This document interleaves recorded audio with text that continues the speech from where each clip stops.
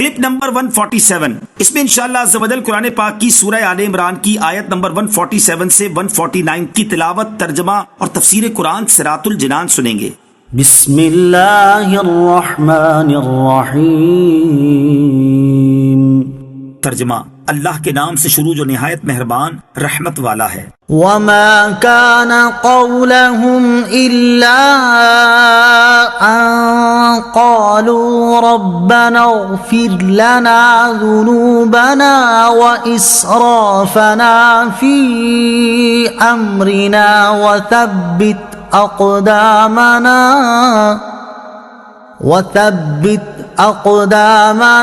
وانصرنا على القوم الكافرين۔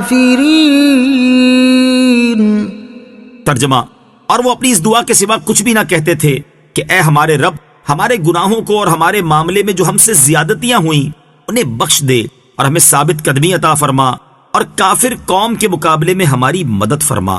وما كان قولهم إلا أن قالوا ربنا، اور وہ اپنی اس دعا کے سوا کچھ بھی نہ کہتے تھے کہ اے ہمارے رب، یعنی رسولوں کے ساتھی تکالیف پر بے صبری نہ دکھاتے اور دین کی حمایت اور جنگ کے مقامات میں ان کی زبان پر کوئی ایسا کلمہ نہ آتا جس میں گھبراہٹ، پریشانی اور تزلزل یعنی ڈگمگانے کا شائبہ بھی ہوتا، بلکہ وہ ثابت قدم رہتے اور مغفرت، ثابت قدمی اور فتح و نصرت کی دعا کرتے۔ انبیاء کرام علیہ الصلوۃ والسلام کے صحابہ کی جو دعا بیان کی گئی ہے اس میں انہوں نے اپنے آپ کو گناہگار کہا ہے۔ یہ عاجزی، انکساری اور بارگاہ الہی عز و جل کے آداب میں سے ہے، لیکن لطف کی بات یہ ہے کہ وہ خود کو گناہگار کہہ رہے ہیں اور ان کا پروردگار عز و جل انہیں ربانی یعنی اللہ والے فرما رہا ہے۔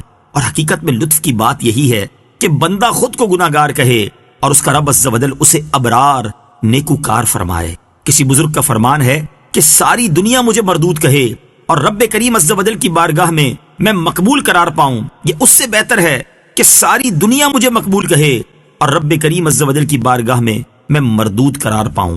آیت سے یہ بھی معلوم ہوا کہ اللہ تعالیٰ کی بارگاہ میں اپنی حاجت پیش کرنے سے پہلے توبہ و استغفار کرنا آداب دعا میں سے ہے۔ فآتاهم الله ثواب الدنيا وحسن ثواب الآخرة والله يحب المحسنين۔ ترجمہ، تو اللہ نے انہیں دنیا کا انعام بھی عطا فرمایا اور آخرت کا اچھا ثواب بھی، اور اللہ نیکی کرنے والوں سے محبت فرماتا ہے۔ فآتاهم الله ثواب الدنيا، تو اللہ نے انہیں دنیا کا انعام بھی عطا فرمایا۔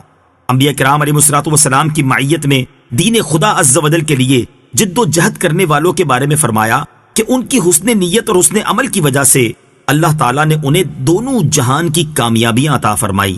دنیا میں انہیں فتح و نصرت سے نوازا اور دشمنوں پر غلبہ عطا فرمایا، جبکہ آخرت میں ان کے لیے مغفرت، جنت اور رضا الہی کا انعام رکھا۔ اس سے معلوم ہوا کہ آخرت کا ثواب دنیا کے انعام سے کہیں زیادہ ہے، کیونکہ آخرت کے ثواب پر لفظ حسنہ زیادہ فرمایا ہے، اور یہ بھی معلوم ہوا کہ دین کی خدمت کرنے والے کو دنیا بھی ملتی ہے۔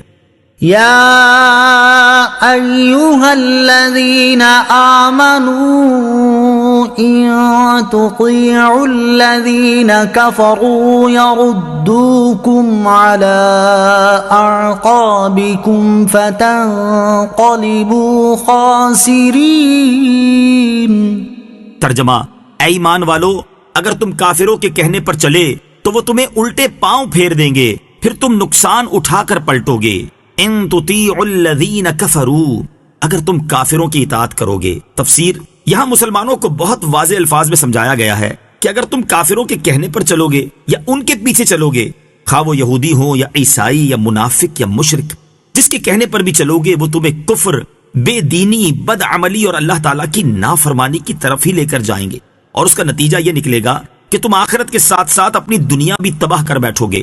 کتنے واضح اور کھلے الفاظ میں فرما دیا کہ کافروں سے ہدایات لے کر چلو گے تو وہ تمہاری دنیا و آخرت تباہ کر دیں گے، اور آج تک کا ساری دنیا میں مشاہدہ بھی یہی ہے۔ لیکن حیرت ہے کہ ہم پھر بھی اپنا نظام چلانے میں، اپنے کردار میں، اپنے کلچر میں، اپنے گھریلو معاملات میں، اپنے کاروبار میں ہر جگہ کافروں کے کہنے پر اور ان کے طریقے پر ہی چل رہے ہیں، جس سے ہمارا رب کریم عز و جل ہمیں بار بار منع فرما رہا ہے۔